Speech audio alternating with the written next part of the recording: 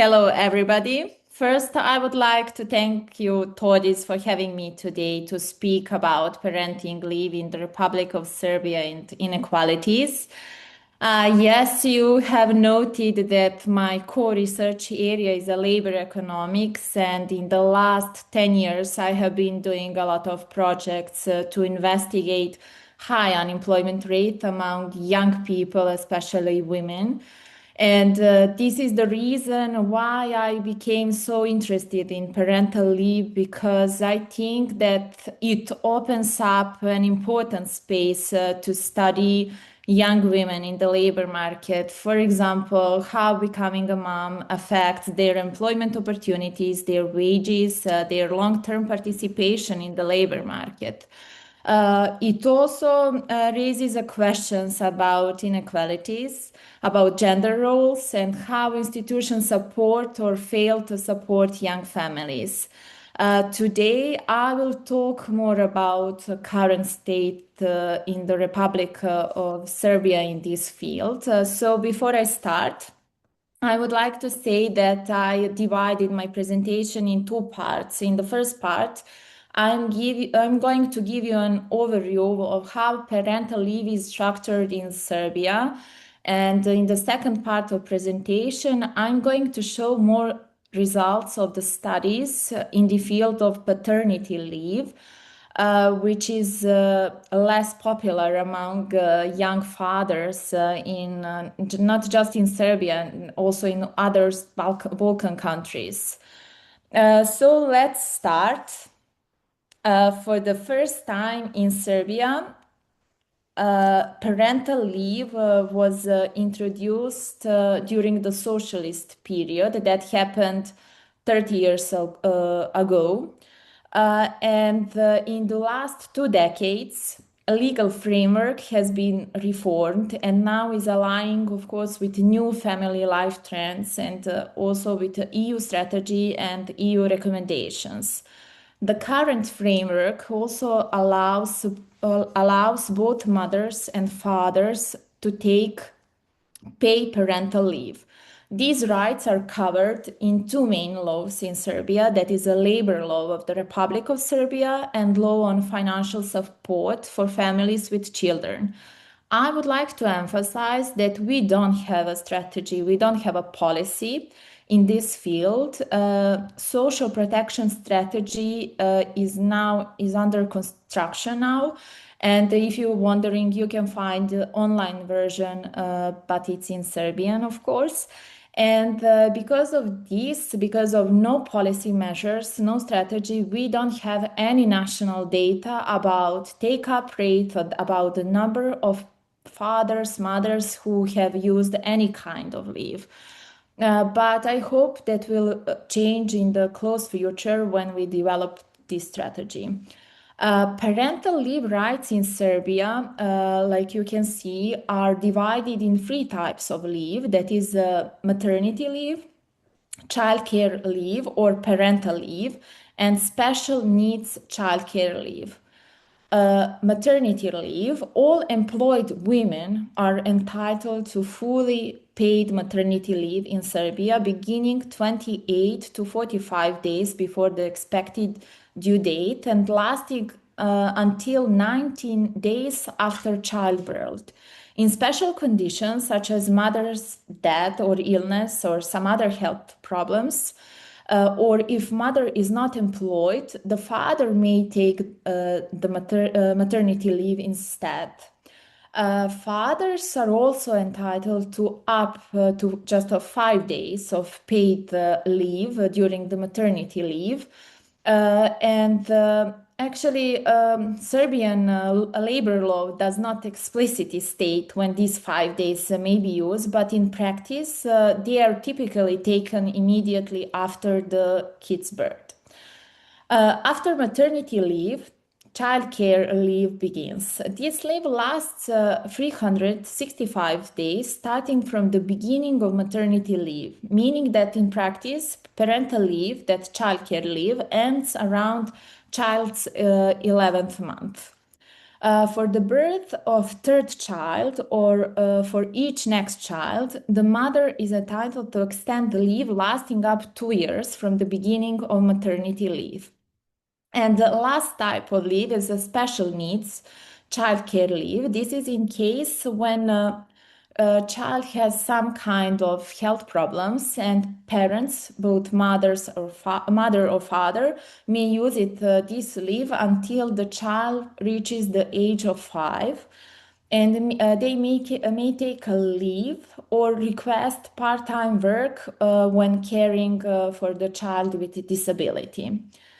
Who is eligible now? I mentioned all employed mothers and fathers, but that happened from 2024 because in August 2024, the right to parental leave was extended to include self-employed women and women working under non-standard employment contracts, which means that before 2003, they couldn't use child care leave.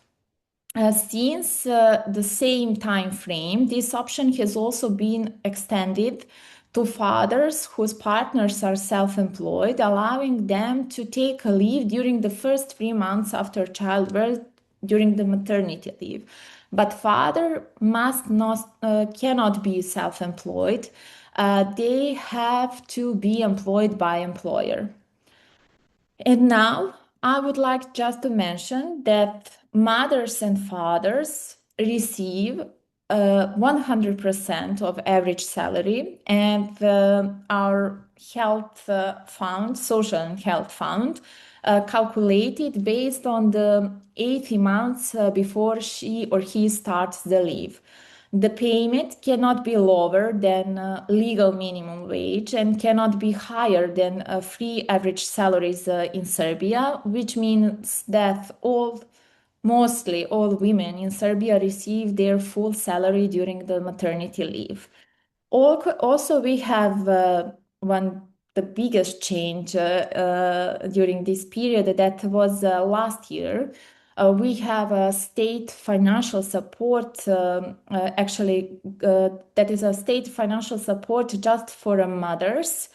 And for the first child, they can get one-time payment, and I think this is in dinars, but approximately for first child, they get around 4,300 euros.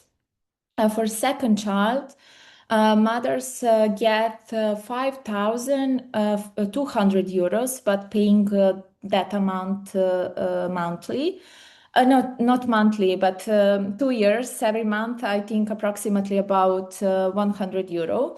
And for the third child, in total, it's a 19,500 euros paying monthly, I think 10 years.